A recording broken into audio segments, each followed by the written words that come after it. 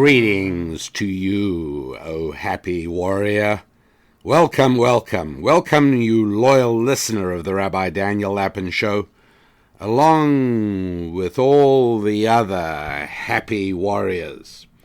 Why do I think of you as happy? Well, because to be happy is a decision you have made, and it is one of your most powerful weapons against the grim, dull, stolid, gloomy, and hopeless worldview of a socialist-inclined culture trying to bend you and break you in order to make of you yet another victim in need of their selfish brand of secular salvation. Being happy is our way to make each day a joy as we float lightly over all the turbulence and stay ready for the battle. Why are we warriors? Well, because the soul of a warrior is the soul of a limitless being touched by the finger of God, unwilling to waste his or her life trudging through the trenches of an empty animalistic existence, satisfying appetites and consuming mindless entertainment in exchange for us staying docile and accepting of all mediocrity. Nothing at all till the dreary end. No, for me, and I think for you, it's the fight, with a smile on our lips and a bounce to our step, and that is true for you and me. Happy warriors, all of us. You heroic men taking care of business every day and doing what your head tells you to do when your head tells you it must be done. You strong guys who ignore your heart's desire to indulge the body's seductive whisper. Instead, you boldly heed the clarion call of responsibility to those you are strong enough to support and brave enough to care for. You are the army of the righteous. You are the noble knights defending the fortress of civilization against the hungry hordes of scheming and surging savages trying to invade and conquer what you and your fathers have built. Those barbarians know that even after they destroy the civilization that we've built, as they wretchedly crawl through its wrecked ruins, they will still live better than in anything they could ever have built themselves. Only you stand between the nightmare of socialistic slavery and the bright hope of tomorrow. And you, beautiful and brave women, resisting government's treacherous proposal to marry it, rather than accepting a golden ring from one clear-eyed man, dreaming of a shared tomorrow. You gorgeously courageous women who smilingly and graciously carry the load of work, marriage, and family, inspiring your man to greatness and nurturing your young ones to moral and physical maturity. Yes, you men and women, you happy warriors who do all this and more. Yes, wherever you are the natural and inevitable audience of the Rabbi Daniel Lapin Show. You are the audience I devotedly and happily serve, recognizing that every day that I can bring you the helpful, life-affirming insights of ancient Jewish wisdom, well, that's another day of privilege for me. It is indeed my honor to serve you all, and my delight to welcome you to another episode of the Rabbi Daniel Lapin Show. Yes, that's right, this is the only show in the entire digital universe that reveals how the world really works. One thing to know about how the world really works is that work is one of the chief sources of meaning in our lives. This is why the Bible prohibits me from hiring a man to dig a pit on Monday, and then on Tuesday I would hire him to fill it in, then on Wednesday I hire him to dig it out again. You see, unlike stupid advice proffered by many job counselors, we should not seek work that we think will bring us meaning. No, we should seek to find meaning in the work we do or we must do. Digging and filling in holes, well, it's tough to persuade myself that doing this has any meaning at all. How do I find meaning in my work? Well, that is largely what emerges from a lecture I delivered for the Mises Institute in Alabama a few years ago. I've long wanted you to hear it, and today is the day. As usual, I truly enjoy hearing from you, particularly when I do something unusual like including a speech in the show. Do visit my website at www.rabbidaniellapin.com, and you can hit the Contact Us tab. Under About Us, there's a Contact Us tab. Let me know what you think. I'd really appreciate it. And as always, I love knowing where you're listening from. There is a brief, slightly tasteless joke near the beginning for which I apologize, but otherwise I think it's valuable. As is the audio program, by the way, entitled Boost Your Income, which is available for instant download at our website, rabbidaniellapin.com, at a special price for the show listeners. So let's move on with the show. Thank you. Thank you very much indeed. Appreciate the introduction. And I was a little worried that this particular time slot comes right after lunch. And I had the vision of people sitting back for a post-lunch rest. And it falls to me to somehow disturb the slumber and somehow, I immediately hit upon the only solution to this, and that was I thought I would lead you all in a rousing rendition of that anti-Semitic classic, Fiddler on the Roof song, If I Was a Rich Man.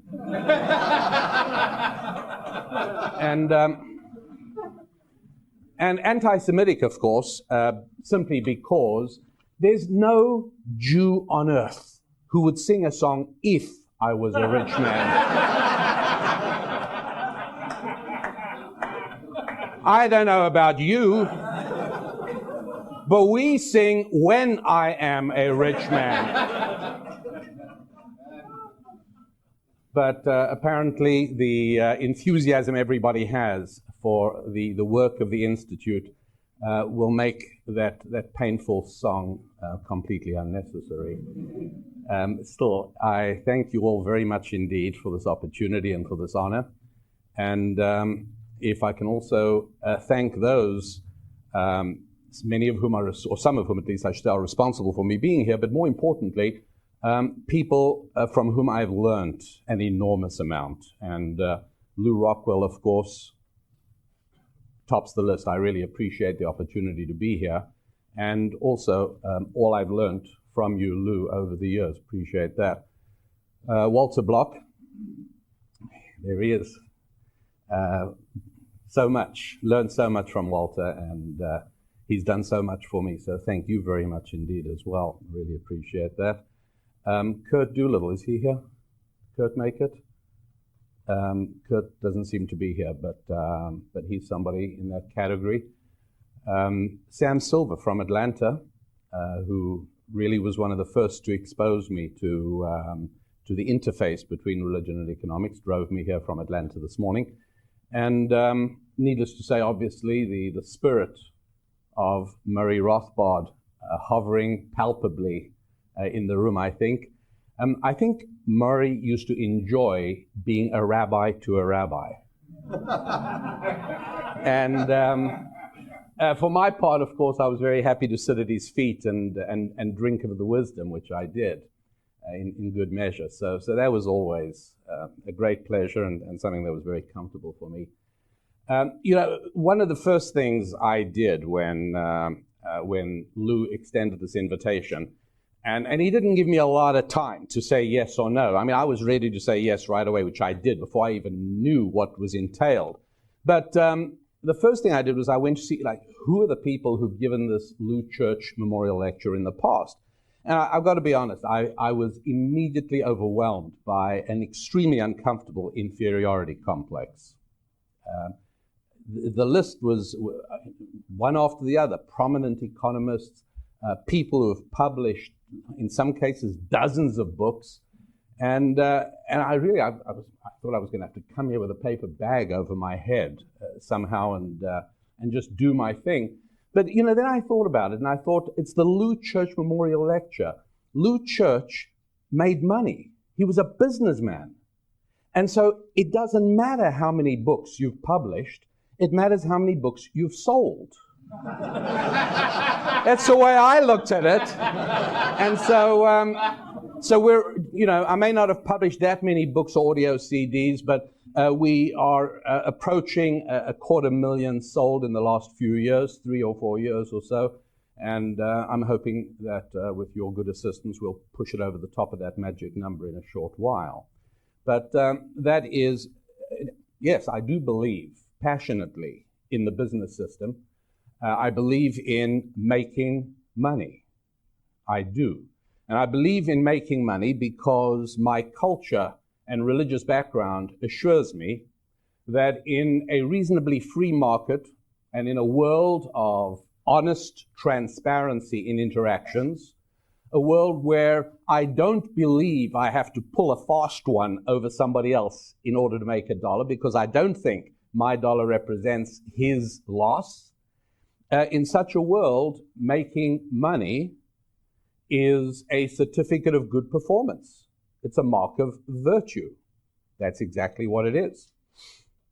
And so I began realizing a number of years ago that there was an area of research that needed looking at. And the area of research was very simple, which was, why is it that Jews are disproportionately good with money? Now, I realized, of course, that if anybody tried to do this, anyone studied this who was not circumcised, they would be instantly demonized for bigoted anti-Semitism. How dare you even notice that Jews are disproportionately good with money? Well, Jews represent just about 2% of the American population, and in the Forbes 400 list, that means there should be between 8 and 9 Jews, maybe. And there's never fewer than 60, usually closer to 100. Stop that! It doesn't mean there are no poor Jews. It just means Jews are disproportionately good with money. And I realized that if this area of research was going to be done, it would have to be done by me, because I realized this is probably the only field in all of academia where removal of a small piece of skin converts bigotry to research. Okay, it doesn't have to be that small. I mean, just a piece of skin. All right, there it is. Okay. That's what does it. And I thought we need to really study this and understand, why is it that Jews have excelled? And I obviously looked at all the main myths and theories. One of them, obviously, is taken from the Oxford English Dictionary, where the word Jew appears as a verb, as in to Jew somebody. And I thought, well, maybe Jews excel because they rip people off all the time. And there's no question about it that feeling free to rip people off all the time is a massive advantage in business for a limited period of time. So I studied that and found that, in fact, by the way, I researched, particularly through the South. I really enjoyed that because I found small town after small town. Natchez was one town in the South where there were Jewish people who had done business with non-Jews in the vicinity for years, decades. The relationships were long and durable and warm and positive, and friendships were part of the business relationships. And I found this to be standard across the country. It's not possible to have long-term friendly relationships with people you're doing business with if the theory and governing principles of those people is rip them off. So I had to reject that theory, and there were a number of other such theories. One of them, of course, is the well-known racial theory, that the Cossacks killed off all the poor Jews, leaving the rich ones to pass the money gene down in their sperm. And needless to say, modern medical science has yet failed to identify this mysterious gene. And in any event, if there was such a thing, you wouldn't find the popular phenomenon of usually third or fourth generation of wealthy dynasties frittering it away and somehow or another being populated by scions and heirs with zero economic capacity whatsoever. So the notion that somehow rich Jews were managed to save themselves and pass this on, that just made absolutely no sense. And neither did any of the other theories, leaving only one explanation for why it is that Jews are disproportionately good with money. The primary main explanation has to do with Roger Bannister. Roger Bannister was the first human being in history to run a mile in under 4 minutes in the year. You're good. You are good. Have you noticed that? People who are into economics are into reality. They're people who know things. Most you go to a college audience, nobody knows, May 1954. Anyway, there it is, May 1954, does the mile in 4 minutes. Anybody know how many people ran the mile in 4 minutes the next year? Approximately 1, 10, 100, how many? Yeah, actually a few dozen. And how about in the last 5 years? Hundreds, right? Thousands probably. I don't know the exact number, but it's limitless. Well, if it's so easy to run a mile in 4 minutes, that thousands of people have done it since May 1954, how come nobody did it in January 1954 and they could have got all the fame and fortune? It's one very simple thing. It's the same reason that last year hundreds of people went up Everest, but when Edmund Hillary and Sherpa Tenzing Norgay did it a year earlier in 1953, it was astounding. Now, I'm not saying I could do it. And I couldn't run a mile in 4 minutes either, but it's totally doable. You know why? Because we now know that it can be done. That makes all the difference. Because we are predominantly spiritual creatures with a physical outfit. We are not physical creatures with a spiritual dimension. We are not people with a soul. We are souls with a body. That's how important your mental state is. That's how important it is in health. When people speak about holistic health, we're talking about the ability of the mind to impact the body. Lewis Thomas writes engagingly about the ability of the human mind to get rid of warts using placebos. It's astonishing. We can do anything with our minds as long as we believe in it. You've got to believe it can be done. You've got to believe it's worth doing. And ladies and gentlemen, the single most important reason why Jews have excelled in business over the years is because they have believed implicitly, without a shadow of a doubt, that making money is in and of itself a good thing. That when you make money, you are de facto doing something good. You do not have to give it away afterwards in order to validate your virtue. You don't have to be the modern equivalent of the ancient pirate who raped and plundered all his life and then built a palace and a church for the bishop in order to acquire legitimacy and respectability and prestige in the community. Not like that at all. If you became wealthy and were not a charitable person, you've still done good. It's reprehensible, but you've certainly still done good. And so, for Jews, it's a perfectly natural phenomenon. By the way, I wish what I was saying were true. For all Jews. But, I can't mislead you without stating clearly that, unfortunately, somewhere between 60 and 75% of the people who identify as Jews in the United States of America would happily stone me for almost everything I am saying today, because they don't believe it.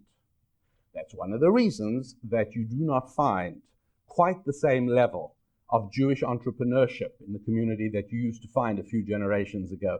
So there have been serious and tragic changes, and I'll probably have a minute or two to sort of explain how and why that has come about. But something, if you think about the generation of Jews that came over and were peddlers, my grandfather, a peddler, in Judaism, an honorable calling.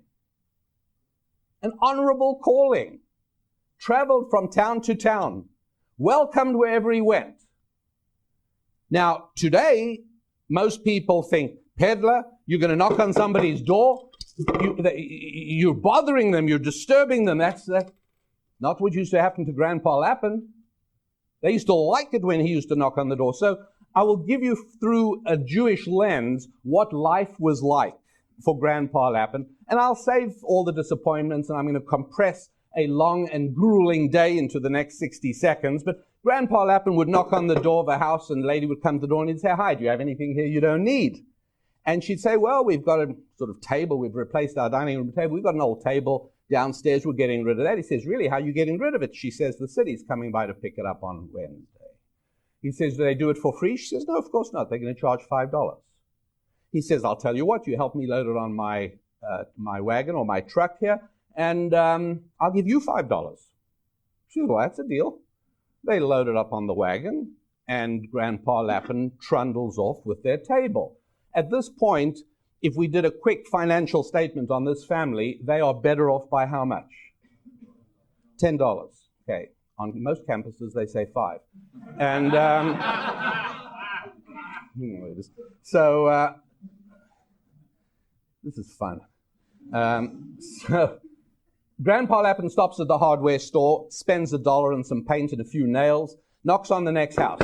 Again, I'm leaving out all the people that weren't home and the people who didn't want anything. We're just moving along quickly here. Knocks on the next house. Hey, anybody here want a table? And the woman says, "Well, just a moment. My daughter's getting married in 2 weeks' time. Agatha?" Agatha comes running up. She says, "Do you need a table?" She says, "Well, we're actually going to buy a table at Ethan Allen." My Grandpa Lappin says, "How much are you going to pay for it?" She says, $20. He says, "Well, I got one on my wagon you can have for $10. Now, mind you, it had some scratches and one leg was loose, but I put some nails in, gave it a new coat of paint. She says, "Let me take a look at it." She comes out and takes a look. She says, "Yeah, this will do for a starter table." And they carry the table in and they give Grandpa Lappin $10. Now, how much better off does the financial statement of the second family show they are? Also $10. So now we're better off on aggregate. The village is better off by $20. Well, no, you forgot the dollar in the till of the hardware store. And you've also forgotten the arbitrage. How much has Grandpa Lappin got in his pocket? $4. Still. And there's always somebody in an audience, not an audience like this, but at a university audience, there's usually somebody who thinks this is smoke and mirrors and that I've somehow played fast with the figures here. I haven't. It's very, very simple. I'm about to give you the finest economic definition of one of the most successful companies on the internet that made money from day number one. I'm referring to eBay. The best definition of eBay is 70,000 Grandpa Lappins working simultaneously. That's all it is. It's the greatest peddler in the world. All it does is finds people who want to rather get some money instead of the whatever it is that they've got sitting in their garage. So they're better off at the end of that transaction. And then it finds somebody who wants to give money in exchange for that particular thing because it's exactly what they want and it makes them better off. And guess what? There's an arbitrage. eBay's got a few dollars in their pocket as well, just like Grandpa Lappin. That's how it works. And so there is this deep conviction that by engaging in commerce, you're doing something good and you're doing something wonderful and you're doing something helpful for people. And so it was no surprise to Grandpa Lappin and to his descendants that when he knocked on the door to offer a transaction, people responded warmly and enthusiastically because somehow mysteriously, after he had passed through, everybody felt better off because they actually were. Exactly so. When you do something for another human being and there is an exchange that takes place, everybody is better off. That is not a hard thing to understand.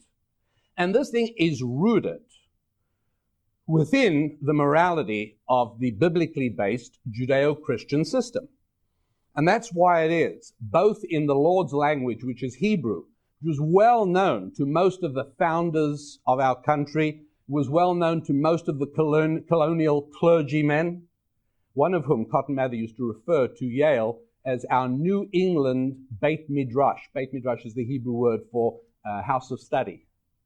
They were very, very familiar with these texts, very familiar. And I do believe that had a lot to do with the United States of America becoming the world's greatest engine of prosperity and freedom.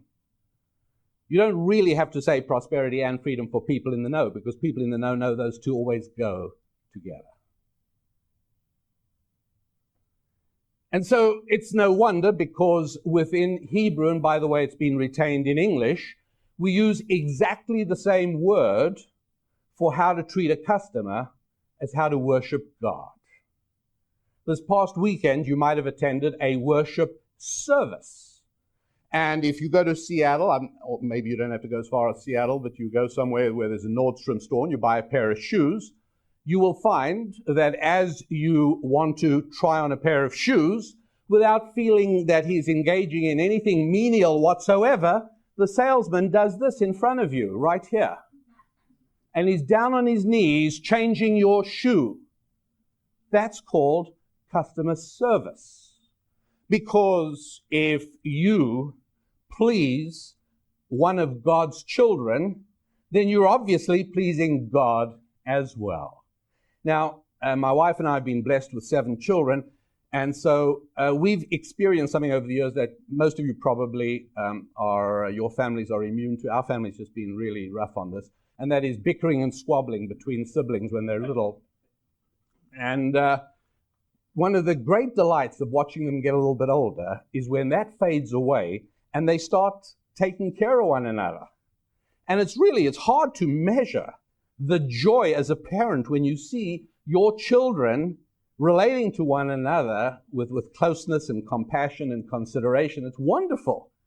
And so for me, it's no mystery that in the same way that as a father, I'm thrilled when all my kids take care of one another, that our Father in heaven should be thrilled and delighted and get a great big smile on his face when he sees somebody take care of a customer in a store.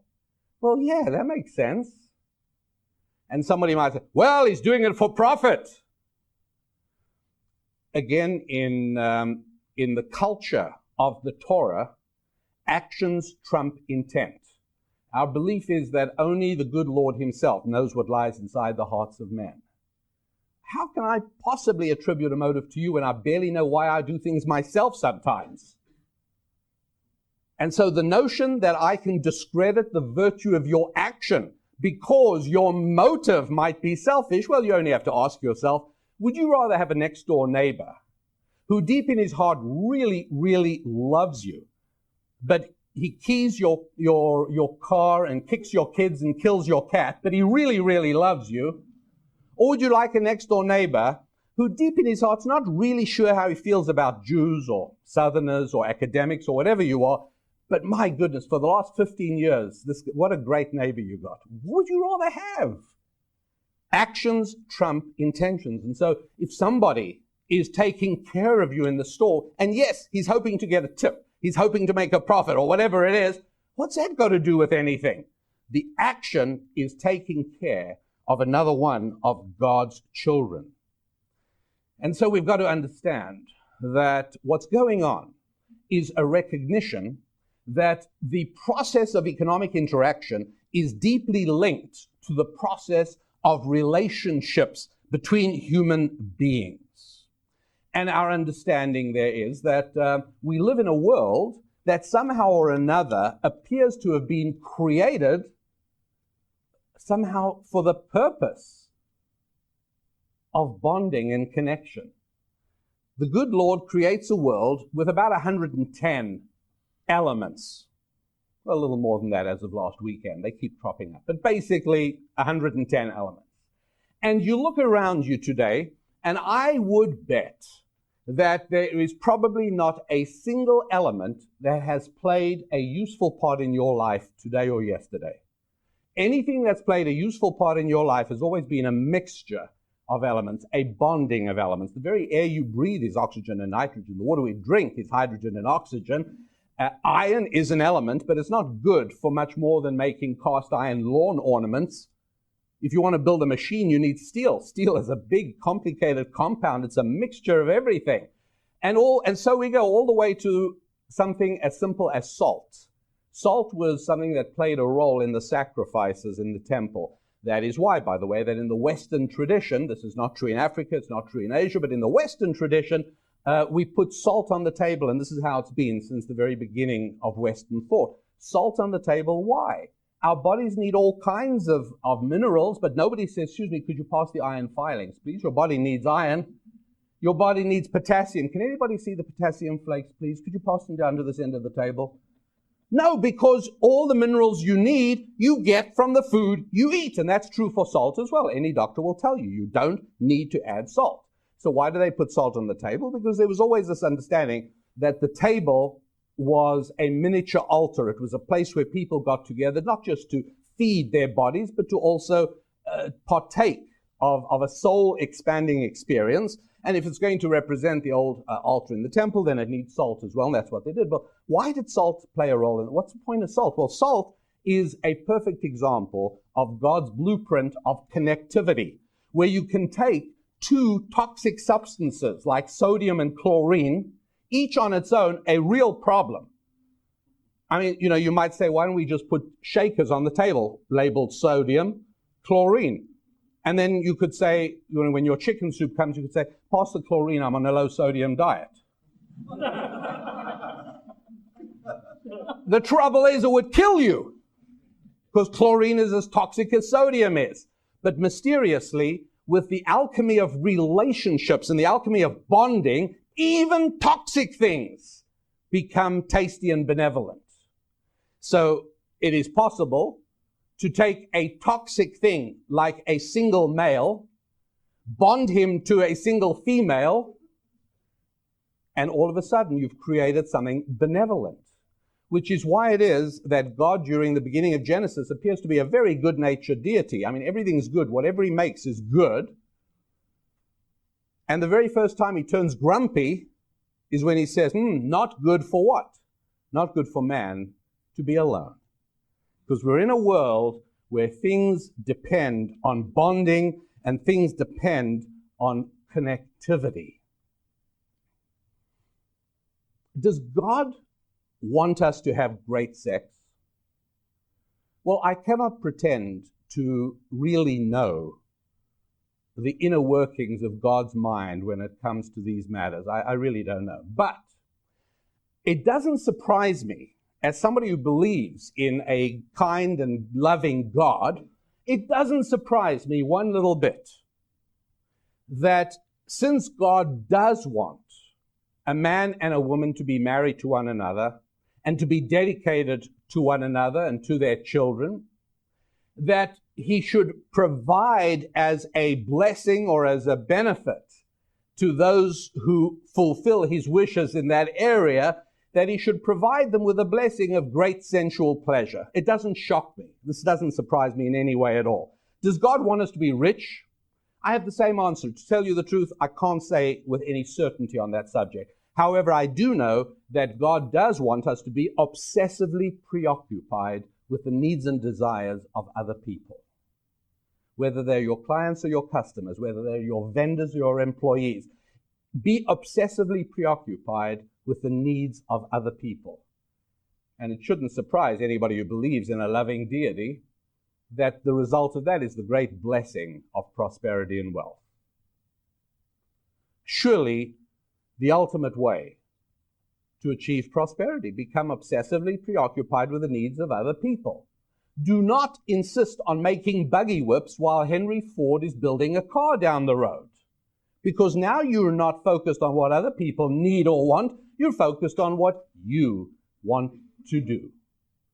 And this is, again, one of the principles that has been very helpful to Jews over the years, and that is recognizing that the advice you sometimes get when you're graduating high school, when you're graduating college, or at different stages of your life, people sometimes say to you, the important thing in life is to find a job that you really love. Go and work in an area that you've really got passion for. Wrong. Sounds very nice, but it's wrong.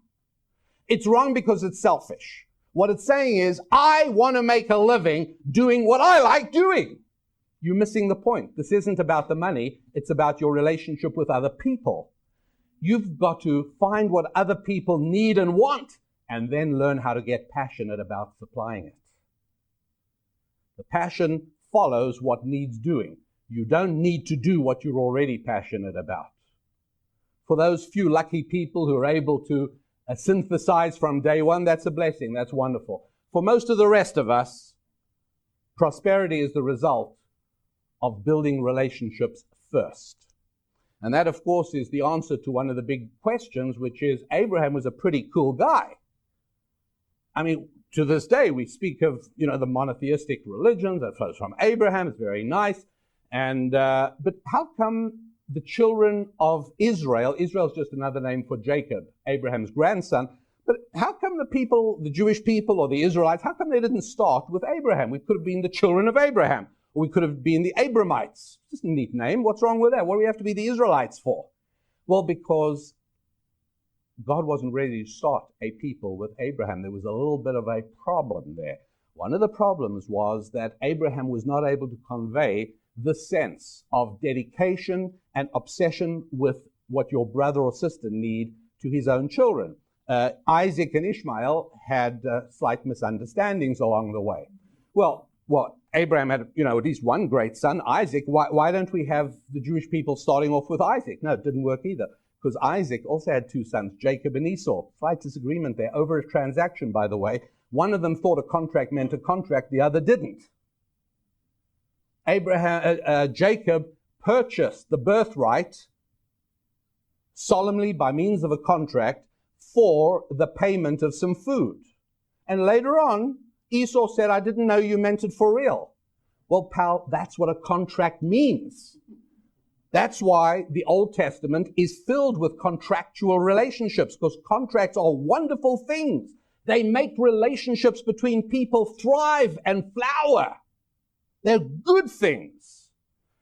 Didn't work with Isaac. Now we come to Jacob, whose other name was Israel. Now Jacob has 12 sons, one of whom is Joseph. Joseph upsets his brothers for a variety of reasons, and the brothers gather to kill him. And they're about to slaughter him when main son, Judah, after whom the word Judaism comes, Judah makes this profound statement. He gathers the men around and he says to his brothers, hey, wait a sec, we're just about to kill Joseph, but help me understand this again. How do you make a buck from killing your brother? In Hebrew, where's the profit? Meaning monetary profit in killing our brother. So all the brothers surround saying, well, let's see, who can we get to pay us for the carcass? No, I guess nobody will do that. Wait a second, I got it. Instead of killing him, why didn't we sell him? Oh, yeah, that's how you make a profit off your brother. So they sell him, and everybody's happy. Except Joseph, of course. As time goes by, Joseph becomes ruler of Egypt. The brothers come down in a famine to buy bread. They don't know who this guy is. And he recognizes them, gives them all the bread they want, and then instructs his officers to do what? Some of you may remember, put the money back in the bag. The brothers that night arrive in a hotel. They open their bag to see they got enough food to take home to dad. And everyone sees his money on the top of the bag. Total terror. We're being set up. They're going to accuse us of theft. The brothers didn't get the message. You know what the message is? It's not about the money, idiots. It's about the relationship. We've got to fix you guys up. You thought relationships are there to be squandered in the name of profit. And you don't understand. It's the other way around. Relationships produce profit. And so we're going to have to show you it's not about the money, it's about the relationships. And it's not until the brothers catch on to that we're able to actually reach the point where Jacob is finally able to come to Egypt and be reconciled with all his sons and to give a blessing to his grandsons. And there begins the children of Israel. And that's exactly how it worked back then. Because relationships depend on the uniqueness of every human being. Do you understand what I'm saying? I mean, if you've got a friend is really nice. You have a friend, and if nothing else, you can tell that friend a joke, because it's just fun to tell people jokes. That's all there is to it, particularly if they laugh. But if all of us were identical, and your friend is identical to you, that means we're just clones of one another, As soon as you tell him a joke, his answer is, hey, stop, I've already heard that one, I know it. In fact, I was going to tell it to you. Oh, okay. How about this one? No, that one also. I'm the same as you, remember? Not only could there be no joke telling among people who are not unique, there would also be no trading. There can be no commerce among people who are identical to one another. If people are not unique, no trading, no telling jokes. It is only through our uniqueness, it is only because I would rather have a pair of sneakers with a red light in the heel that flashes when I walk than $20. And if you're the shoe store in the mall, you'd rather have $20 than your inventory of a pair of sneakers with a red flashing light. But if we were identical, and that's one of the reasons you never see dogs trading with one another. No dog says, well, I see we both want this bone. Tell you what, why don't you take the bone now, and then you can do something else for me tomorrow?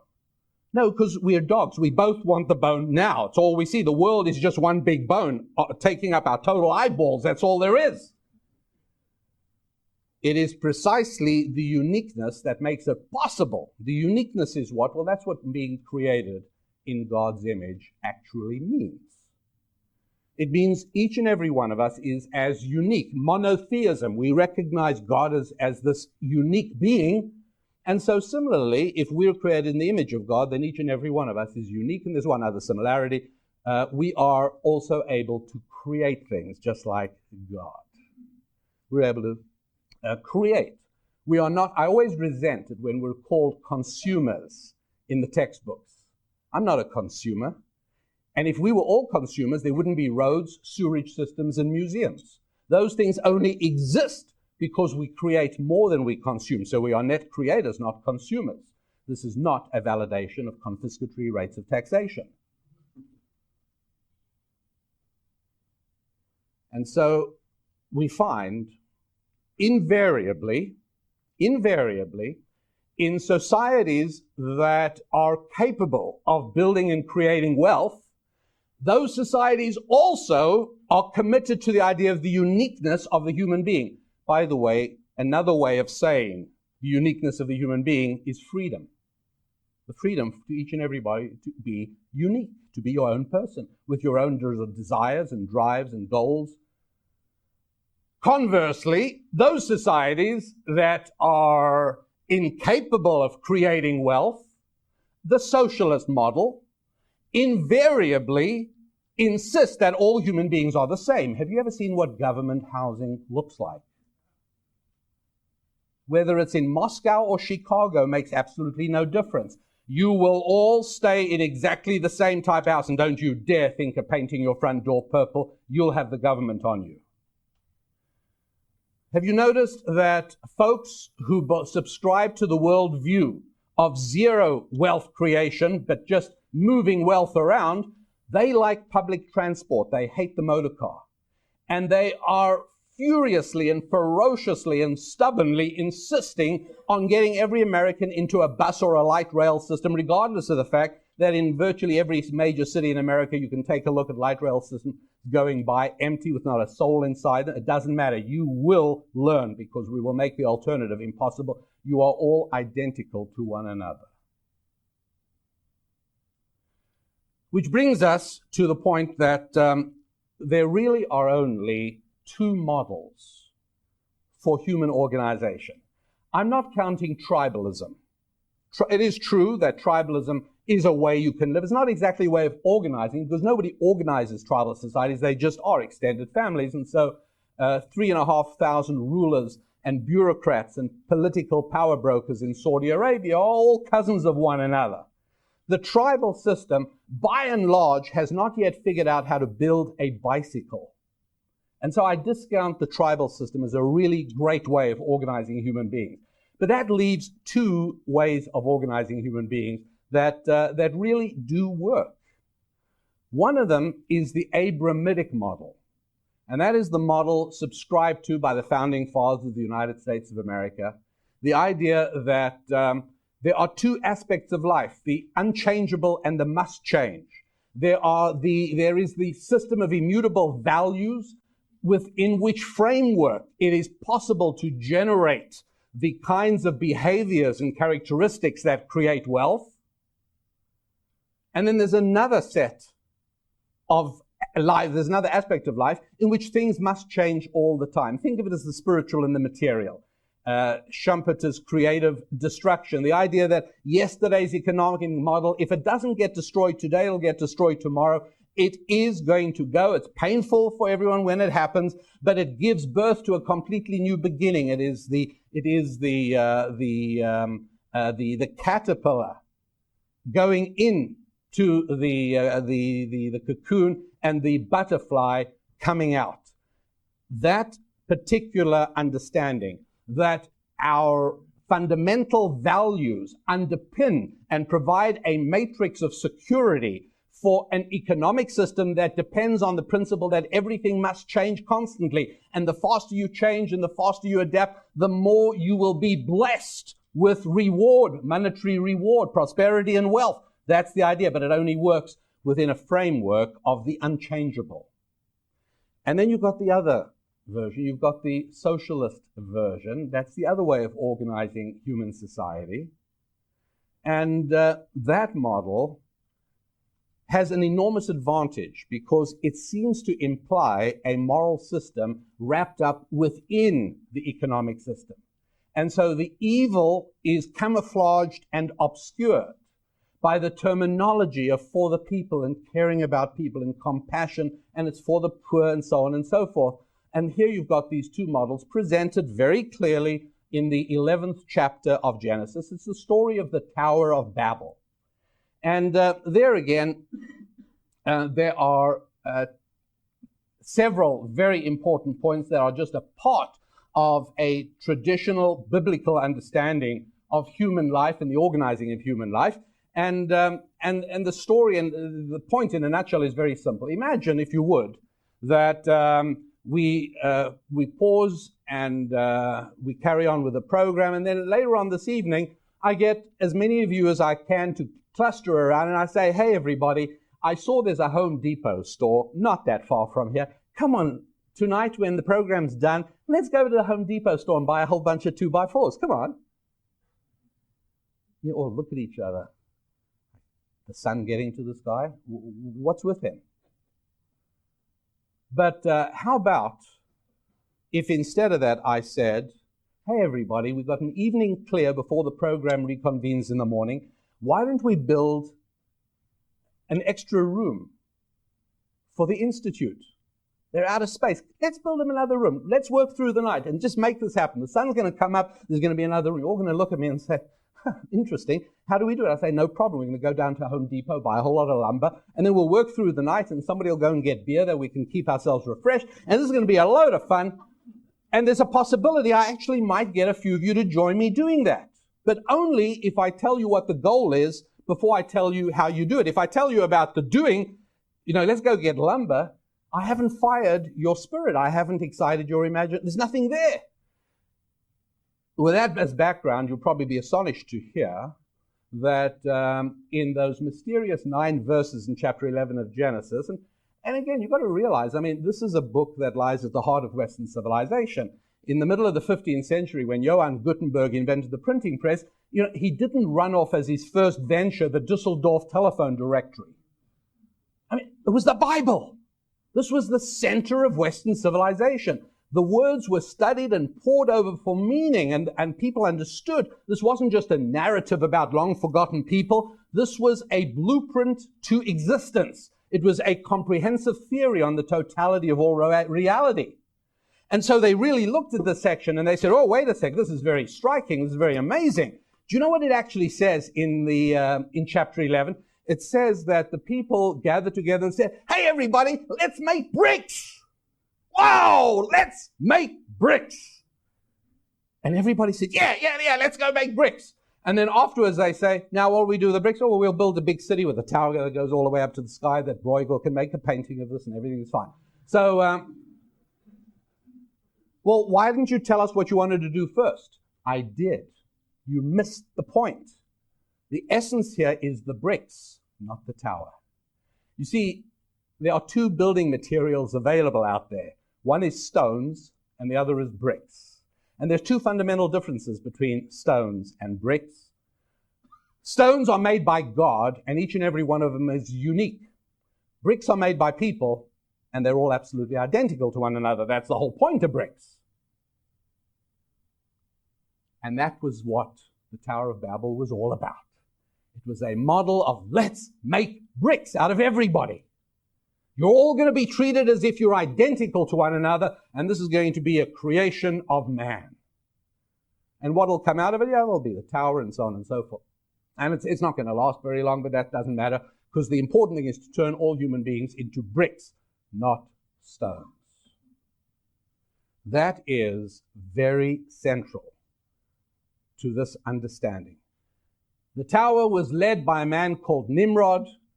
The guy he hated like poison was a guy called Abraham. And there was this eternal struggle between the two competing visions of how to organize society. The Abraham model, which is what built the United States of America. It's also what built ancient Israel. And you've got the Nimrod model, the centralized control from the center tower, where everything is controlled and everybody is forced to be exactly like everybody else. And it is not hard in that matrix to recognize the difference between moral and immoral, between right and wrong, between freedom and tyranny. There are not halfway measures. And let me do something at this point that I enjoy doing, because one of the key things about the Abrahamic model is that it is based on giving. It is not based on taking. It is based on creating and making, not on consuming and taking. The Abrahamic model is based on figuring out, how can I bless other people? What can I do for other human beings? I alluded earlier to the fact that my work is based on writing on a lot of this material, producing ancient Jewish wisdom in formats that make it accessible to each and every person in the United States of America. And what I would like to do, if I may, is perhaps express my appreciation by the process of perhaps doing the following. Let me ask this. Who has traveled the furthest to be here today? Well, I guess that would be me, Seattle. Well, thanks very much indeed. Where did you come from? Eh? Oh, my goodness. Does Honduras, do I hear anything higher than Honduras? Oh, come on. You came to this conference from Sydney, Australia? No, did you come here from Honduras for the conference? You did. And you're here for the conference. And now, when are you going back? Oh, my goodness. There's 6 of us from Guatemala. Really? Guatemala, Honduras, and Germany. Whereabouts? Really? Well, come up here.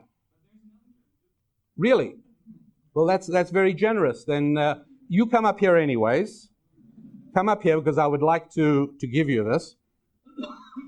This is a package of some of the products that we make available. I'm not going to take time to tell you about them now because they're all here, but this is the one that we're discussing tonight, Thou Shalt Prosper. And this one on the top I see here is called The Perils of Profanity. This is very helpful for people who find themselves using bad language and realize how it impacts their money-making ability, how damaging it is to use language that is profane and destructive. Have you ever used any bad language? Is that something? Do you want to just tell me like some of the things you really say? No, don't. I'm just joking. I'm just joking. There you go. Thank you very much. Eckhart, pleasure to meet you. Enjoy. There you go.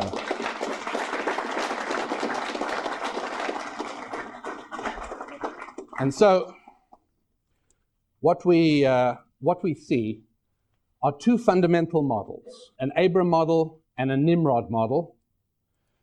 And what we see is a Nimrod model is based on taking from people, treating them as disposable, nothing but bricks. An Abraham model that recognizes the creative power of every single individual human being. And these two models flow from how we answer the three fundamental and transcendent questions of life. And if you don't know what the three transcendent questions of life are, just go on an airplane ride, particularly one that has lots of delays, which and it's frustrating, and they don't have beverage service. Pretty soon you start talking to your neighbor, you start off grumbling and complaining to each other. Pretty soon there's communication going on, and you find the same questions being asked all the time, particularly if you're sitting next to a child. And the question's always the same. Where are you from? Where are you going? And what do you do? How do you help your fellow human beings? What do you do for them? I'm not nosy. I'm not just saying, how do you make a living? How do you make money? I'm saying, gee, what do you do for your fellow human beings? And those are the three basic questions. The three basic questions lie at the heart of the entire human experience. The three questions are, how did we get on this planet? And there really are only two answers to that. And the answers have real implications. The two answers are, number one, the good Lord created us in his image and put us here. And a whole lot of people follow that view. And that is a belief. But don't forget, all the major decisions in our lives are made on the basis of beliefs, not knowledge. When you get married, you believe she's fantastic and you'll live happily ever after, or vice versa. It doesn't guarantee it. There are no facts. What's more, statistics, I hate that phrase, right? Well, people know, I think, that folks who try and obtain all the facts by living together before marriage, which seems to make all the sense in the world. Would you buy a car without driving it around the block, they say?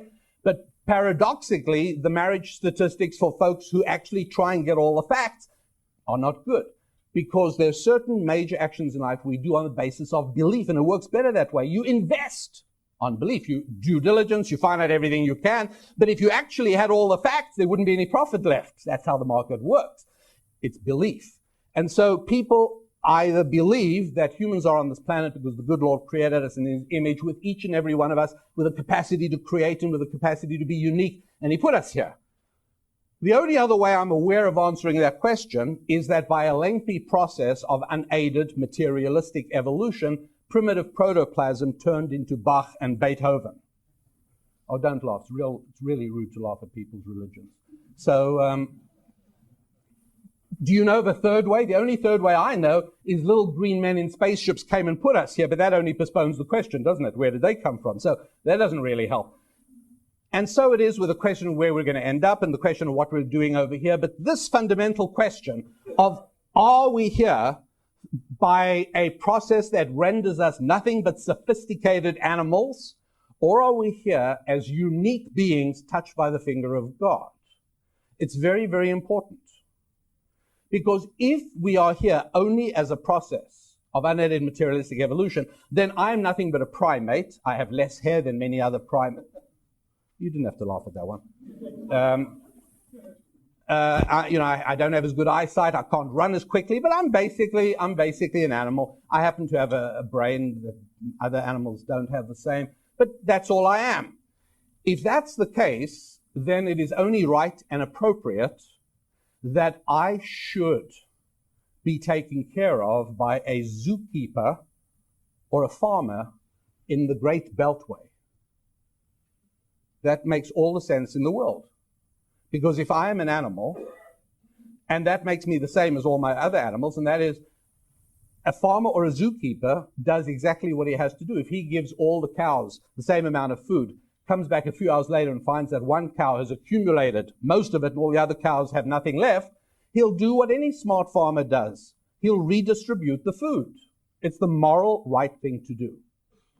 And so through this mechanism, it becomes apparent that if indeed our vision is one without any shred of spirit and without a shred of moral foundation, then I would have to conclude that socialism is the default position for good and decent people. Barbarism and maybe tribalism is the default position for people who don't have the act together.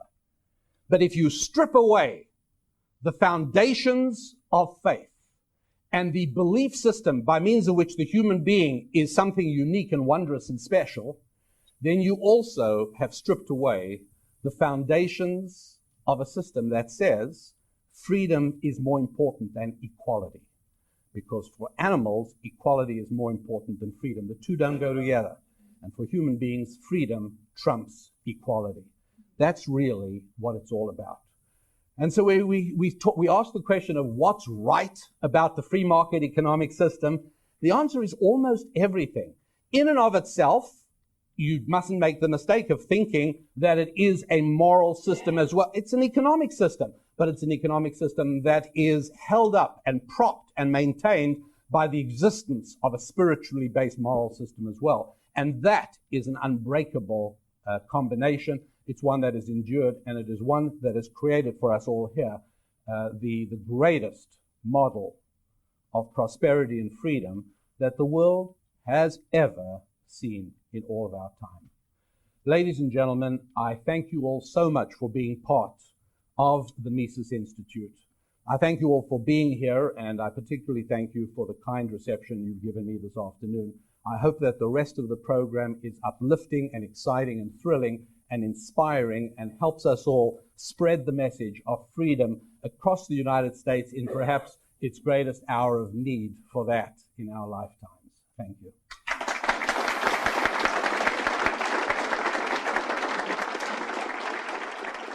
Well, that was it, and I do hope you found it valuable and perhaps even enjoyable.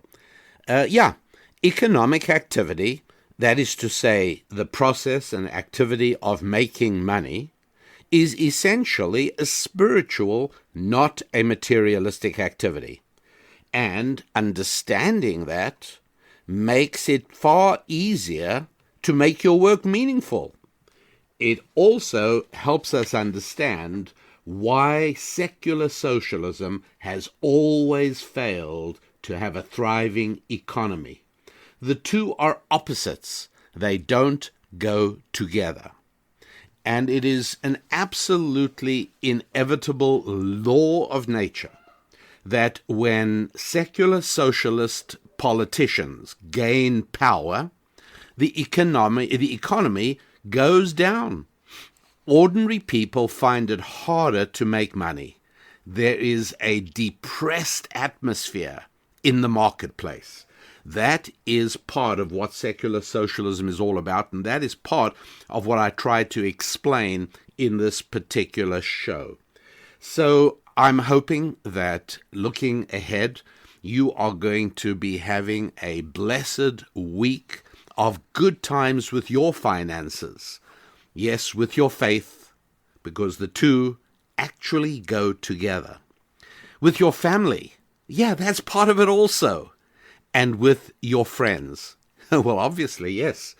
Your connections are all part of your economic reality. And I hope this is a week in which you develop, expand, and increase your relationships with God, your money, your family, and your friends. Have a great week. I'm Rabbi Daniel Lappin. God bless.